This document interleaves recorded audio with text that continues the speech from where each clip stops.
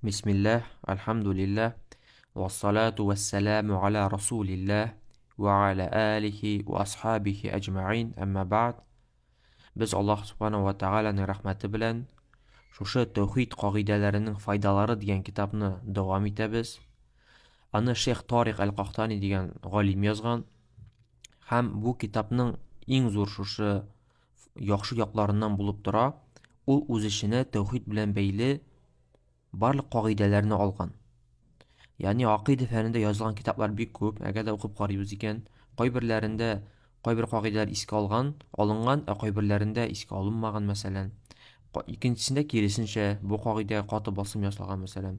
Shunday kitoblar bor, ism sifatlar bilan bog'liq, yoki tawhid uluhiyya bilan gina bog'liq masalan. Ham shusha barliq kitoblardan jiyib, shusha tawhidning qoidalarini bog'liq bizga shusha barliq tawhidning qoidalarini isga tutur uchun, shuni bilir uchun, shuni sheyx yozgan. Jazahulloh xayron. Alloh subhanahu va taologa yaxshi jaza bersin, yaxshi ko'p ajr savoblar nasib eylesin. Ham biz 4-qoidaga kiramiz. 4-qoidani yozib qo'yamiz. Ul nindigina ibodatni Allohdan boshqa kimgadir sarf etsa, kishi ul shirkka botgan bo'lar. Nindigina ibodat Allohdan boshqa kimgadir bag'ishlangan ekan, kimgadir sarf etilgan ekan, kimgadir ibodat qilingan ekan, endi ul shirk bo'lar. Masalan, o'lgan kishilardan duo so'rov, sajda qilib. Biz aytdik, bu ibodatlar bizning bular 4 turli.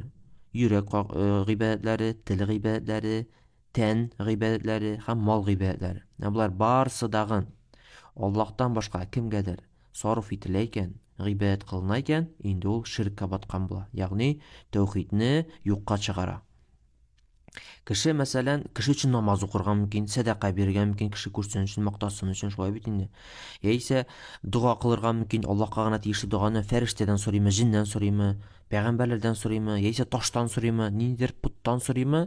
Bular barisidan shirkka kiradi. Ular orasida bir nida ayirma yo'q. Chunki biz bilamiz, Alloh subhanahu va taolo bizni borliqqa keltirdi. Birgina maqsad bilan ul anga ibodat qil. Chunki Alloh subhanahu va taolo Qur'on Karimda aytadi: "Va ma xalaqtul jinna val insa illa liya'budun." Ya'ni men kishilarni ham jinlarni bir menga g'ina ibodat qilishga yaratdim deydi. Borliqqa keltirdim deydi. Ya'ni bizning tub asl, tub maqsad bu dunyoda yashashning ul bir Allohga ibodat qilish. Ham 5-qoidani aytib ketam. Ibodat ul 2 turligina bo'la. Birinchisi esa vacib, farz, esa endi sunnat. Ya'ni Alloh subhanahu va taolo qarshында sunnat bo'lgan amal. Ammo ulardan boshqa ibodatlar esa shirk bo'la, esa bid'at bo'la. Hozir anlatib ketam.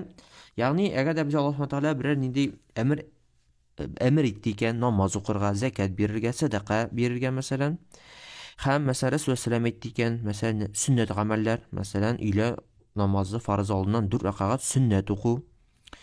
Bizning bunga dalil bor. Ya'ni agardagi ibodatda dalil bor ekan, shusha ibodatni qilirga Qur'ondan bo'lsinmi, sunnatdan bo'lsinmi, ani hukmi esa ul vacib, masalan bizga 5 vaqt namoz o'qirga, esa sunnat, ya'ni mustahab deb atalgan arabcha.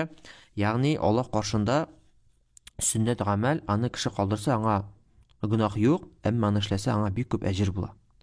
Ham buning tub, ya'ni shusha aytik ayira turgan shusha ayirmasi ul ularga dalil bo'lu. Dalil bo'ldi ekan, ibodat vacib bo'lar, esa sunnat bo'lar.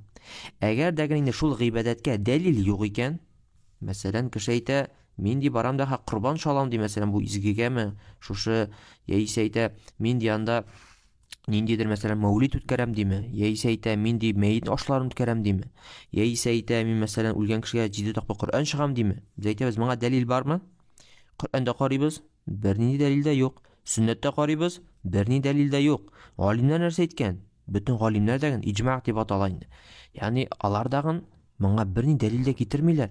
Demak, bu ibodat esa shirk, Allohdan boshqa birga boshlangan ekan, esa bid'at. Ya'ni uchinchisi yo'q. Ya'ni mana bu agarda kishi mana bu umuman buni anglab olsa, mana shu anga turi bilan bora turgan o'zina ko'ra bir yaxshi itargich bo'lar. Ya'ni ibodatlar bizda shunga bo'linadi. дәлил булды икән, ул ваҗиб яисә сөннәт, дәлил юк икән, ул ширк яисә бидгать. Менә шул җип-җиңел, менә бу кагыйдәләрне без аңласак, менә шушы кагыйдәләрнең без беренче дәрестә әйтеп киттек буга инде. Шушы кагыйдәләрнең иң зур файдалары, кеше менә шу кагыйдәне язып алды икән, аңлады икән, менә гыйб шулай әйтеп тиге. Менә мин әле сезгә насихат әйтәм, шушы кагыйдәләрне мәсәлән язып куясыз гыйбадәт дип уртага, һәм аска 2 сызык җибәрәсез. Һәм беренче сызыкка язасыз, анда 1-2 дип. Беренчесе гыйбадәткә дәлил булды икән дип, ул ваҗиб була, һәм икенчесе әгәр аңа дәлил булды икән, ул сөннәт була. Һәм икенче сызыкка язып куябыз, 1-2 дип шулай ук. Әгәр дәгән шушы гыйбадәтләргә дәлил юк икән, беренчесе ул ширк була, мәсәлән, Аллаһтан башка гыйбадәт сарыф ителә икән, һәм икенчесе Аллаһка гыйбадәт кылынса, әмма сөннәткә килми икән, ул инде бидгать була. Менә шулай язып куйдыгыз икән, шушы кагыйдә сезнең гомер буе күзегездә тора икән, киләчәктә иншаллах ялгышмыйсыз, адашмыйсыз. Шуңа күрә менә бу кагыйдәләрне өйрәнү ул бик файдалы. Кеше кайвакны киләләр дә сорыйлар, менә бу ничек икән, менә бу ярый микән, теге ярый микән? Менә син уже шу кагыйдәне аңладың икән, син инде үзеңә шушы әйберне аңлый аласың. Маңа дәлил килдеме Коръәндә? Килде икән, карыйсың, ул ваҗибме яисә сөннәтме? Әмма дәлил килмәде икән, дәлил юкмы әйбергә? Бер ничек тәген, кеше анда яңа әйбер уйлап чыгара. Кем әйтә 6-нчы намаз укыйм ди. Кемдер әйтә, мин ди шундый яңа гыйбадәт уйлап чыгардым ди, диндә ди. Һәм карыйсың, Аллаһтан башкага сарыф ителә икән бу гыйбадәт, бу ширк. Ягъни Аллаһ каршында иң зур гөнаһ. Икенчесе, әгәр дә бу Аллаһка гыйбадәт кылына икән, әмма аңа дәлил юк икән, инде бу бидгать. Менә бу теге шушы кагыйдә өйрәнүләрнең бик зур файдалары булып тора. Ягъни аңлашылган дип уйлыйм. Һәм кирәсе кагыйдә, ул 6-нчы кагыйдә. Шулай язып куйыгыз. Тәүхид улухия үз иченә тәүхид ар-рубубияне ала. Тәүхид әл-улухия үз иченә тәүхид ар-рубубияне ала. Әмма тәүхид ар-рубубия кемдә кем ышана икән, һичшиксез тәүхид әл-улухия иман китерә. Ягъни тәүхид улухияне кылына башлый. Ягъни шулай язып куйыгыз, аңлатып китәм. Тәүхид әл-улухия үз иченә тәүхид ар-рубубияне ала дидек. Ягъни кемдә кем бер Аллаһка гыйбадәт кылырга кирәклегенә белә икән, ла илаһа илlalloh мәгънәсен дөрес аңлый икән, Аллаһтан башка гыйбадәт кылырга лаеклы зат юк икәнлеген белә икән, Аллаһка гыйбадәт кылырга тиешле икәнлеген белә икән, ул һичшиксез белә, шушы дөньяларны барлыкка китерүче кем? Ул бер Аллаһ кына. Шулай бит аның башына да килми, шушы гыйбадәткә лаеклы булган зат, шушы барлык дөньяны барлыкка китерү аңа җип-җиңел аларны, аңлыйсызмы? Ягъни Аллаһ Субхану ва Тааля каршында бу дөньяны барлыкка китерү, безне барлыкка китерү. Һәм ул гыйбадәткә лаеклы бердән бер зат, аңа бер нәрсә тормый, шушы барлык дөньяны барлыкка китерү. Һәм бөтен мөлкәт, бөтен бу дөньяда булган байлыклар, кешеләр, хәтта бездәген, ул Аллаһныкы. Һәм шушы бөтен дөньяда булган барлык җилләр белән, яңгырлар белән, җир тетрәүләр белән, җилләр белән идарә итә кем? Бер Аллаһ кына. Әгәр дә без тәүхид улухияне дөрес дип аңладык икән, инде бу тәүхид улухия аңларга тиеш, үз иченә тәүхид ар-рубубияне шайтып ала. Ягъни бер Аллаһ кына гыйбадәткә кылырга лаеклы бердән бер зат икән, димәк ул гына инде шу дөньяны барлыкка китергән. Һәм икенчесе, кемдә кем тәүхид ар-рубубиягә ышана икән, ягъни кеше әйтә, мин ышанам ди, бу дөньяларны Аллаһ барлыкка китергән, бу дөнья белән Аллаһ идарә итә, шушы дөнья бөтен мөлкәте бер Аллаһныкы гына дип әйтә икән, инде бу кеше, теге асыл фитрасы бозылмаган кеше, һичшиксез Аллаһка гыйбадәт кыла башларга тиеш, акыллы кеше. Ничек Коръән Кәримдә Аллаһ Тааляның бик күп аятларда әйтә. Ягъни әгәр алардан сорасаң ди, кем бу дөньяны барлыкка китерде дип әйтәсең икән ди, алар әйтәләр ди, Аллаһ дип ди. Әгәр дә сез акыл ияләре булсагыз, уйлап карамыйсызмы ди Аллаһ Тааля әйтә. Ягъни сез шундый әйтәсез ди, бу дөньяны Аллаһ барлыкка китергән ди, ул үзе генә гыйбадәт кылырга лаеклы түгелме соң дип Аллаһ Таалядан сорый шулай дип Коръән Кәримдә. Ягъни бу шулай ук менә алар арасында шушы менә илемтә барлыгын күрсәтә. Ягъни тәүхид ар-рубубия белән тәүхид әл-улухия бер-берсенә бик каты бәйле. Кемдә кем берсенә ышана икән, инде һичшиксез икенчесенә ышанырга тиеш. Ягъни бу аңлашылган дип уйлыйм. Һәм 7нче кагыйдә, бу кагыйдә узун булырга мөмкин, әмма аны шулай языгыз. Һәм бу 7нче кагыйдә ул асылда безнең 4 кагыйдә дигән китап белән бәйле.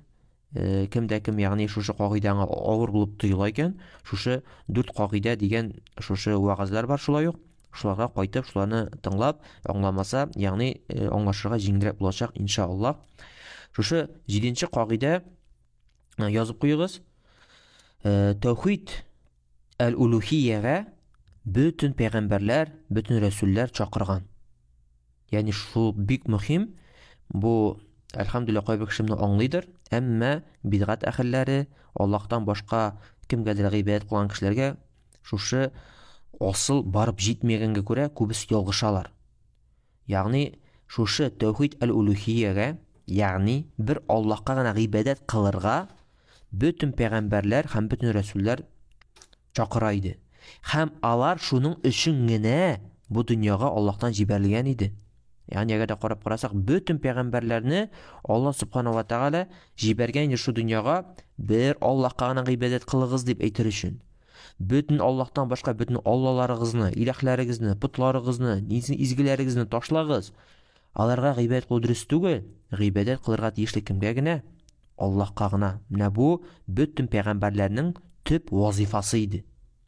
Хәтта нинди генә пәйгамбәрләр башка гөнаһлардан тыйсалар даган, иң мөһиме һәм иң беренче шушы ширктән тыялар иде. Тәүхид әл-улухия чакыралар иде. Бу бөтен пәйгамбәрләрнең һәм бөтен рәсүлләрнең иң төп вазифасы иде. Шуңа күрә бу бик мөһим нәрсәләрдән булып тора, асыллардан булып тора. Әйткәнемчә, күп кешеләр шуны аңлап бетермиләр. Һәм әйткәнебезчә, алдан әйтеп киттек, без ла илаһа иллаллаһ мәгънәсен, Аллаһтан башка гыйбадәт кылырга лаеклы бер ни зат юк дигән мәгънәне алар нәрсә дип әйтәләр? Аллаһтан башка барлыкка китерүче башка илаһлар юк дип кенә әйтәләр. Ягъни әйтәселәре килә, кемдә кем Аллаһ барлыгына ышанды икән, инде аңа шул җитте. Гыйбадәт кылмаса да була, намаз да кылмаса була, инде ул җәннәт әһле дип әйтәләр. Ягъни бу күрсәтеп тора кешенең шушы наданлыгын, күрсәтеп тора кешенең ялгышлыгын, күрсәтеп тора шушы гыйлем алмаганлыгын. Әгәр дә Коръәнне карап карасак, менә үзегездәге Коръән тәфсирен укып карасагыз, һәр пәйгамбәрләрнең турында, алар һәрберсе Аллаһка гыйбадәт кылыгыз дип чакыра иде. Һәр вакытта дагы. Һәм шуңа Аллаһ Субханаһу ва Тааля безгә үзенең рәхмәте белән алдан пәйгамбәрләр һәм рәсүлләр җибәргән булса, аннан соң үзенең рәхмәте белән аларның варисларын, галимнәрне җибәрә иде. Безгә шуны аңлатыр өчен, тәүхидне дөрес аңлар өчен һәм туры юлда булыр өчен. Ягъни бу Аллаһ Субханаһу ва Тааля безгә биргән зур рәхмәте. Һәм Аллаһ Субханаһу ва Тааля нәрсә ди? Фас'алу әһлә зикри ин кунтум ла та'ламун ди. Сез әгәр дә берәр нәрсә белмисез икән, зикр әһелләрен, галимнәрне дән барып сорагыз ди. Әгәр дә сез бер нәрсә белмисез икән, безгә Аллаһ ягъни әмер итә. Шуңа күрә бу Аллаһның рәхмәте, шуңа күрә без гыйлемне дәгән һәр вакытта даган шушы пәйгамбәрләрнең варисларыннан, зур галимнәрдән алырга тиешбез. Һәм менә аларның шушы әйткәнебезчә шу кагыйдәдә шөбһәтләр бар. Һәм монда шейх һәр бер шөбһәткә үзенә күрә дәлил китереп яза. Шуңа күрә менә бу кагыйдә астына язып куегыз. Беренче дәлил аларның шөбһәтләренә ул шушы Рәсүлебез саллаллаһу алейһи ва саллям вакытында яшәгән мөшрикләр. Без беләбез, Рәсүлебез вакытында мөшрикләр яшәләр мәңгелек җәһәннәмдә. Шулай бит инде. Әгәр дә карап карасак, алар ышаналар иде Аллаһ бу дөньяны барлыкка китергәнгә. Ягъни карагыз, уйлап карасаң, алар әйтәләр иде, әйе, бу дөньяны барлыкка китерүче Аллаһ дип. Әмма бу аларны җәннәткә кертеме? Юк, алар мәңгелек җәһәннәмдә. Аллаһ Субханаһу ва Тааля Анкабут сүрәсендә әйтә: "Ва ла ин саэлтахум ман халака ас-самавати вал-арда ва саххара аш-шамса вал-камар ла якулунна Аллаһ." Әгәр дә син алардан сорасаң ди, кем бу күкләрне һәм җирләрне барлыкка китерде?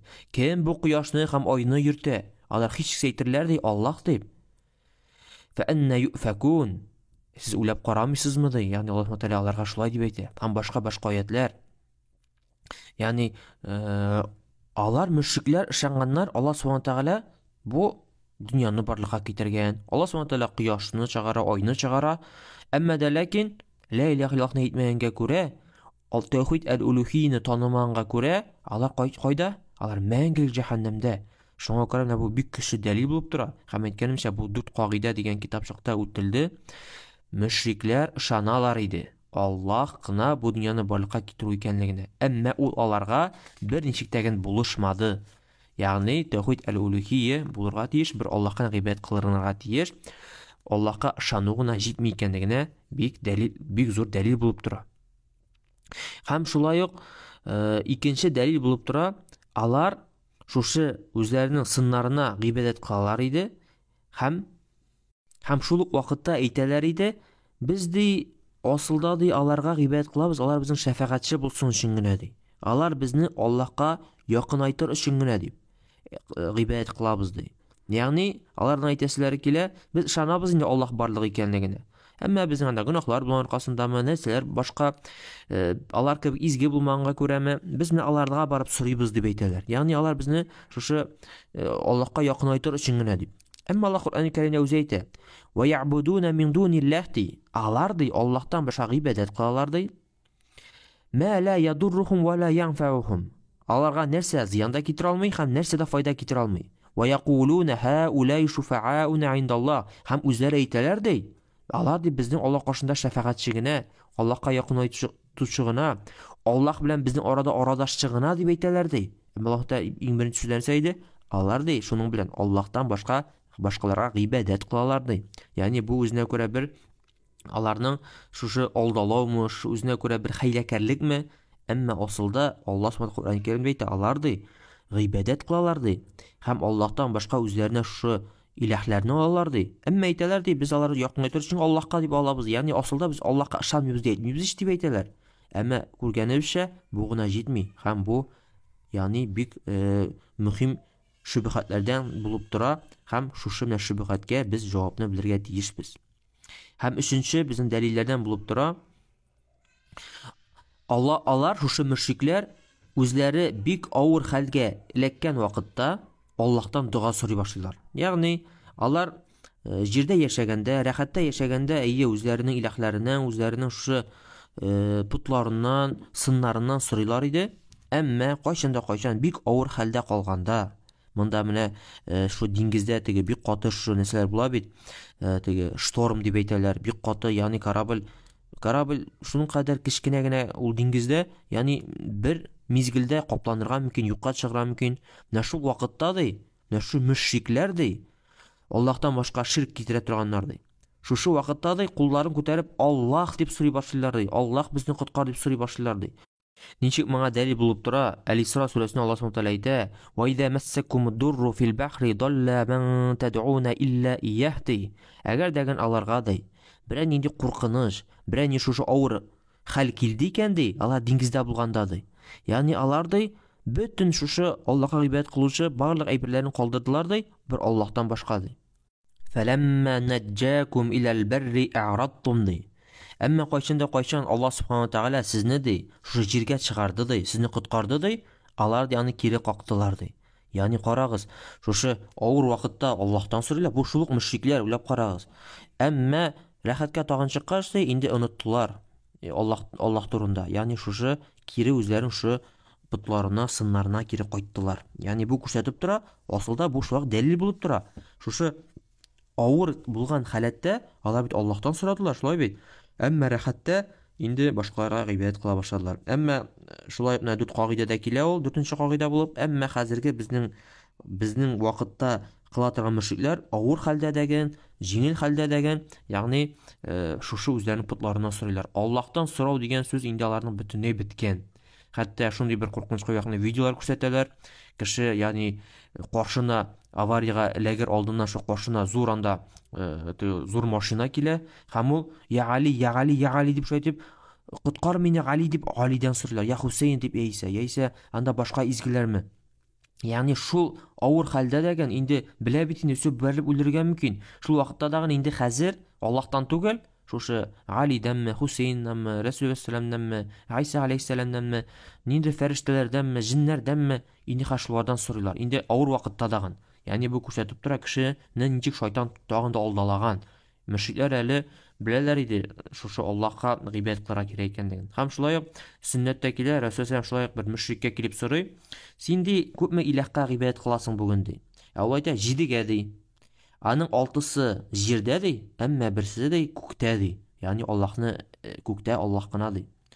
Шуннан соң шуны Аллаһ Рәсул саллаллаһу сорый: "Әмма бик авыр вакытта, ягъни бик каты дуга сораганда кемнән генә сорыйсың син" ди. Ул әйтә: "Күктә булганнан гына сорыйм" ди. Ягъни бу шулай ук дәлил булып тора. Алар кайвакыт Аллаһтан сорыйлар иде, Аллаһка ышаналар иде. Әмма ул аларга булыштымы соң? Менә бу безнең кагыйдәнең асылы. Ягъни әгәр дә мөшрикләр Аллаһка ышандылар икән, кайвакыт хәтта Аллаһтан сорадылар дагын, дуга уйлап карасагыз, гыйбадат эшләделәр бит, кылдылар бит. Әмма шул вакытта кай вакытны Аллаһтан башка кемгәдер гыйбадат кылалар иде. Ягъни шушы менә бу гыйбадат кылуы Аллаһка ышануларын аларның, ягъни юкка чыгарды. Ягъни Аллаһка ышану гына аларның беренчедә җитмәде җәннәткә керер өчен. Шушы Аллаһтан башка кемгәдер гыйбадат кылу аларны мәңгелек җәһәннәмгә кертте. Бу шулай куркынычлы булып тора. Шуңа күрә кайбер кешеләр ишетергә мөмкинсең, мин бит Аллаһка ышанам ди, әмма мәсәлән, берәр авыр хәл булганда изгеләр зиратына барып, шунда сәҗдә кылам ди. Изгеләр зиратына барып, шундагы кабердәге изгеләрдән дуга сорыйм ди. Ну бит Аллаһка ышанам ди. Мәсәлән, кайбер шулай әйтергә мөмкин. Әмма әйтергә кирәк, әгәр дә кеше шулай дәвам итсә, аның барлык гамәлләре юкка чыгачак. Ягъни ширкнең менә куркыныч афаты нәтиҗәсе ул барлык изге гамәлләрне юкка чыгара. Һәм кешене мәңгелек җәһәннәмгә кертә. Уйлап карагыз, мәңгелек җәһәннәмгә кертә. Һәм Аллаһ Субханаһу ва Тааля ачуын чыгара. Ягъни бу бик куркыныч булып тора. Шуңа күрә кеше менә уйлап карагыз, 70 ел намаз укый, 70 ел ураза тота. Әмма елга бер тапкыр гына изгеләр зиратына барып сәҗдә кыла. Бер тапкыр гына бит инде ул елга бер тапкыр. Башка вакытларны 5 вакыт намаз укый. Мәсәлән, дүшәмбе көнне мәсәлән ураза тота, һәр дүшәмбе көнне мәсәлән, пәнҗешәмбе көнне һәм дүшәмбе көнне мәсәлән уразалар тота, Рамазанда ураза тота, көндә садака бирә мәсәлән. 1 сум менә 10 сум булса да көндә садака бирә. Әмма елга бер тапкырына барып сәҗдә кыла бер изгеләрнең каберенә. Менә галимнәр әйтәләр, шушы башкаларга Аллаһтан башка ниндидер затка шушы гыйбадәтне багышлау аркасында, шу сәҗдә кылу аркасында аның барлык 70 ел буе кылган гыйбадәтләр юкка чыга ди. Ягъни шуның кадәр куркыныч. Шуңа күрә менә без бу ширкнең куркынычлы туна сөйләргә тиешбез. Юкка чыга, 70 ел буе намаз укыган, 70 ел буе садака биргән, 70 ел буе ураза тоткан. Шушы менә сәҗдә кылу аркасында Аллаһтан башка кемгәдер барлык гамәлләре юкка чыкты. Һәм кая бара? Мәңгелек җәһәннәмгә бара. Бу шуңа күрә бик куркыныч. Шуңа күрә бу күрсәтеп тора, без моны һәр вакыт сөйләп торырга тиешбез. Без моның турында һәр вакыт гыйлемне алырга тиешбез. Һәм моны баштан үзебезне төзәтер өчен, һәм балаларыбызны, якыннарыбызны төзәтер өчен җиткергә тиешбез. Теге кай вакытны әйтәләр бит, әти-әни кеше баласын яхшы эш булсын өчен, яхшы укысын өчен иртәнге 6-да мәктәпкә уята, ашата, киендерә, күп акчасы сарыф ителә. Ягъни бу дөньяда рәхәт яшәсен өчен.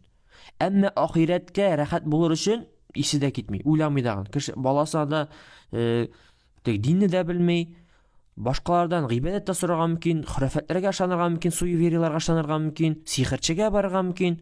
Әти-әнисе исе хәтта үзе дә әйтә ул. Балам да әйтә, шөкер өчен бу әбигә бара әле ди, сихерчегә бара әле ди. Синең менә шушы нәрсә бу дөньяда бәхетле яшәр өчен ди. Ягъни ахирәт турында уйлау да юк. Бу менә галимнәр әйтәләр, ничек әйтә Имам Әз-Захаби әйтә, бу әти-әнинең ди, менә бу балаларын яратмау бер билгесе ди. Балалар өчен кайгыру юк дигән аңлата ди. Ягъни наданлыкның бер төре дип тә генә әйтәләр. Бирәк тә менә бу яңа еллар бәйрәм иткәндә, ниндидер анда шу ислам динендә булмаган бәйрәмнәрне бәйрәм иткәндә, шуларга чакырганда, шуларга бүләкләр алып кайтканда, ягъни шушы бәйрәмнәргә мәхәббәт салганда, һәм бу әти-әнидән балага карата иң зур хыянәт булып тора. Иң зур хыянәт булып тора. Кыямәт көнендә шушы бала килер дәгән әти-әнисенең бугазына ябышыр ди. Ябышыр да һәм әйтер, нишләп син мине коткармадың, нишләп син миңа өйрәтмәдең, нишләп син миңа җиткермәдең дип. Шулай дип әйтерләр ди. Ягъни әти-әни үз баласыннан качыр. Ягъни шуның кадәр куркыныч нәрсә булыр ди. Ягъни шушы вазгыять булыр ди. Ягъни бу күрсәтеп тора, ничек без балаларыбызны яратабыз икән, аларны ахирәтләр турында кайгыртырга тиешбез. Шуңа күрә менә бу диннең асылын өйрәтергә тиешбез. Алар, ягъни шушы зур нәрсәдә батмасыннар өчен. Һәм безнең киләсе 4-нче дәлил, чынлыкта Аллаһ Субханаһу ва Тааля шушы мөшрикләргә аларның иманнары барлыгын исбат итә иде. Ягъни ничек Аллаһ Куръан Кәримдә әйтә, "Ва ма ю'мину аксаруһум биллаһи илля ва һум мушрикун" ди Аллаһ әйтә. Ягъни күп кешеләр ди Аллаһка иман китереп ди, алар мөшрик булуларын дәвам итәләр иде. Бу шулай дәлил булып тора. Кайбер кеше Аллаһка ышану гына җитәме? Ягъни алар ди Аллаһка ышаналар ди күбесе ди. Әмма шул вакытта алар Аллаһка ширк кылалар иде ди. Ягъни Аллаһка ышану гына җитми, шушы менә ширкне бетерү кирәк, бер Аллаһка гыйбадәт кылу кирәк, һәм Аллаһ Субханаһу ва Тааляга бер үзенә гыйбадәт кылу кирәк. Һәм киләсе шөбһәт безнең 5-нче шөбһәт, Алар әйтергә мөмкиннәр, ягъни шу Аллаһтан башка гыйбадәт кылучы кешеләр.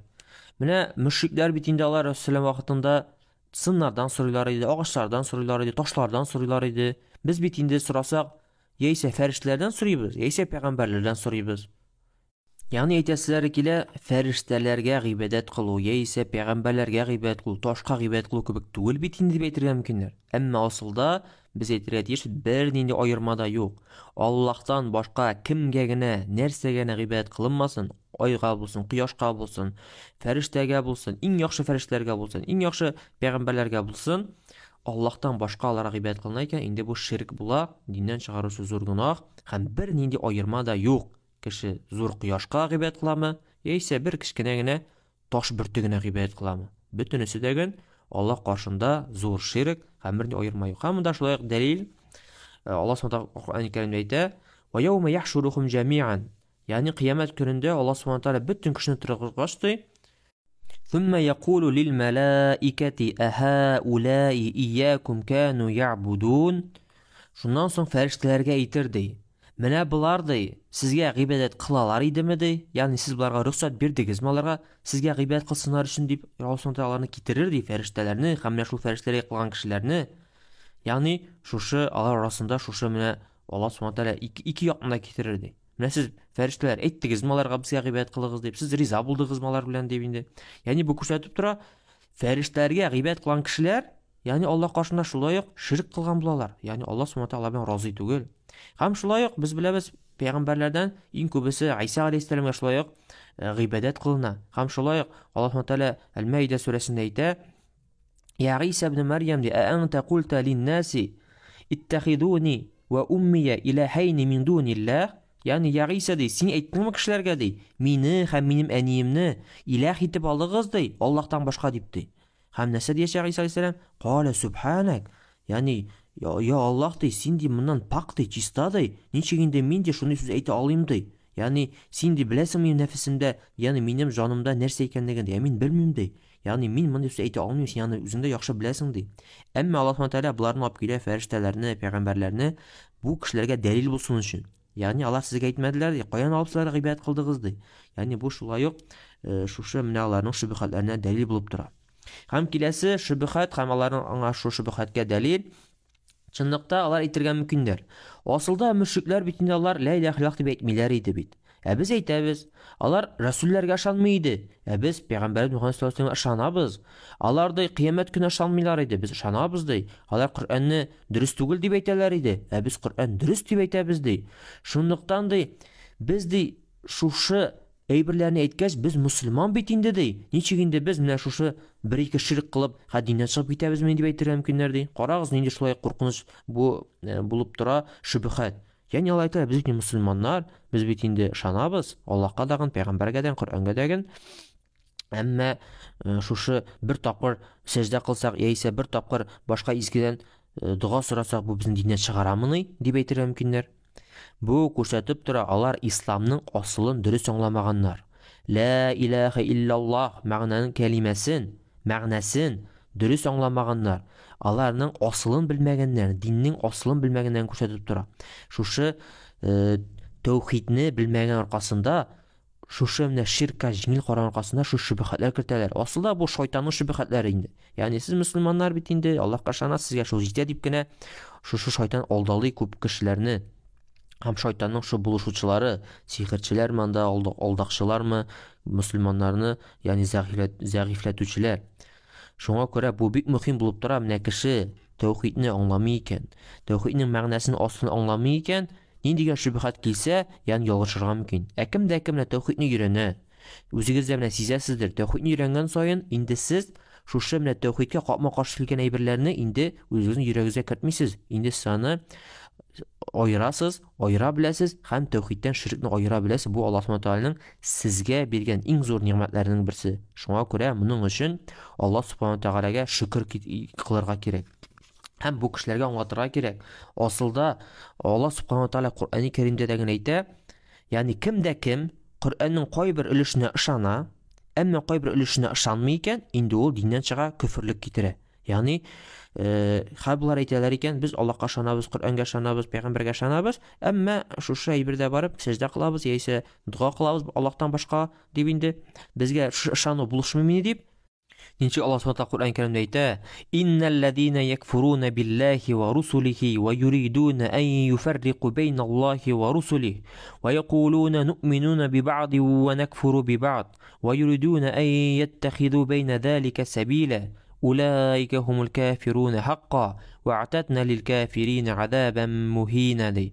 يعني الله Subhanahu әйтә, чынлыкта кем күфрлек китерде ди, Аллаһка ди, аның рәсүлләренә ди, һәм Аллаһ белән аның рәсүлен аерырга тели ди.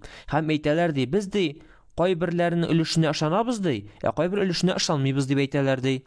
Һәм бу ди алар шулай үзләренә юл алдылар ди, һәм алар ди шын кәфирләр булдылар ди. Кемдә кем менә кайбер өлешенә ышана Коръәннең, изге китапларның, кайбер өлешенә күфрлек китерә. Менә ул шын кәфирләр инде ди. Ягъни иң начар кәфирләр дип әйтсәк була. Һәм Аллаһ Subhanahu кәфирләргә иң каты газап әзерләде ди. Шуңа күрә без дә бу кешеләргә әйтәбез. Ничек инде сез Коръәнгә ышанабыз дисез, Коръән безнең, ничек Ибн Кайим рахимахуллах әйтә, тулган тәүхид белән генә. Ягъни тулган тәүхид белән генә. Һәм кемдә кем шушы кайбер өлешенә ышанам, кайбер өлешенә ышанмыйм дип әйтә икән, инде ул күферлеккә батты. Һәм бу бик куркыныч. Һәм шуңа күрә менә без бу шубһатларны белергә тиешбез, аларга җавап кайтару өчен. Менә шу кеше шуны шубһат белән килә икән безгә, әлхәмдүлилләh безнең дәлилләр бар. Әлхәмдүлилләh без моны үттек. Әлхәмдүлилләh безгә бу беренче сезнең сүзләрегез зыян китерми. Һәм ахыргы шубһат, бу кагыйдә узын булды инде, әмма бу мөһим. Ахыргы шубһат алар әйтәләр, менә карагыз, кыямәт көнендә бит инде кешеләр ди башта Адам алейһиссәламгә барып булыш безгә дип сорыйлар ди. Аннан соң Нухка, аннан соң Ибраһимга, аннан соң Мусага, аннан соң Иса алейһиссәламгә һәм ахырда Рәсүләмгә килеп, я Рәсүләм безгә шәфаәт кыл дип сорыйлар ди. Бу бит инде шушы димәк пәйгамбәрләрдән сорарга ярый дигән дәлил түгелме соң инде дип әйтергә мөмкиннәр. Без әйтәбез нәрсә? Асылда, әгәр дә пәйгамбәрләр исән икән, пәйгамбәрләр безнең янда икән, без әйтергә мөмкин без аларга, я Рәсүләм безгә булыш дип, я Рәсүләм безгә мәсәлән яңгыр сора Аллаһтан дип сахабалар сораганнар. Әмма Рәсүләм үлгәч, Рәсүләм үлде, берәр сахаба барып, Рәсүләм кабереннән дуга сорадымы? Юк. Яңгыр сорадылармы аның каберенә барып? Юк. Һәм шуңа күрә галимнәр шундый шартлар куйдылар. Кешеләрдән ярдәм сорау Аллаһтан башка. Нинди шартлар белән генә Аллаһтан башка кемнәндер ярдәм сорарга ярый? Ул беренчедән шушы кешедән син ярдәм сорыйсың икән, ул исән булырга тиеш. Ягъни үлгән кешедән сорарга ярамый. Һәм икенчедән ул ишетергә тиеш сине. Ягъни ишетергә тиеш һәм телефон ашамы, булай ишетергәме син янәшәңдәме ул? Ягъни шушы янәшәдә булырга тиеш һәм ишетергә тиеш. Һәм өченче ул шушы гамәлгә кудрәтле булырга тиеш. Ягъни син әйтәсең берәр кешегә, миңа бу каләмне бир әле, миңа бу китапны бир әле дип кешегә әйтәсең, һәм ул син алып бирә. Әмма кешедән мине җәннәткә кирт әле дип сорарга ярыймы? Юк, ул Аллаһның кудрәте, кешенең кудрәте түгел. Шундыктан монда да без әйтәбез, кыямәт көнендә кешеләр сорыйлар шушы пәйгамбәрләрдән кемнәр исән, ишетәләр һәм шу гамәлгә кудрәтле. Ягъни алар кул күтәреп Аллаһтан сорый алалар, яисә сәҗдә кылып Аллаһтан сорый алалар. Ягъни шушы шартлар эшләнгән. Әмма әгәр дә кеше үлгән икән, ишетми икән сине, һәм ул гамәлгә кудрәтле түгел икән, кеше аларга ярдәм сорый икән, инде бу зур ширк була. Аллаһ Субханаһу ва Тааля безгә шушы дәресләрне дәвам итәргә җиңеллек кылсын, һәм шушы кагыйдә авыр булса да, әйткәнемчә, ул бик мөһим. Һәм иншалла киләчәк кагыйдәләр алай авыр булмаячак иншалла. Һәм әгәр дә кемгәдер аңлашылып бетми икән, әйткәнемчә 4 кагыйдә дигән китапка кайтып, шуны яңадан тыңласа, иншалла шулай ук күп файда алыр. Субханакаллаһумма бихамдик, ашһаду ан ла илаһа илля ант, астагфирука ва атубу илейк.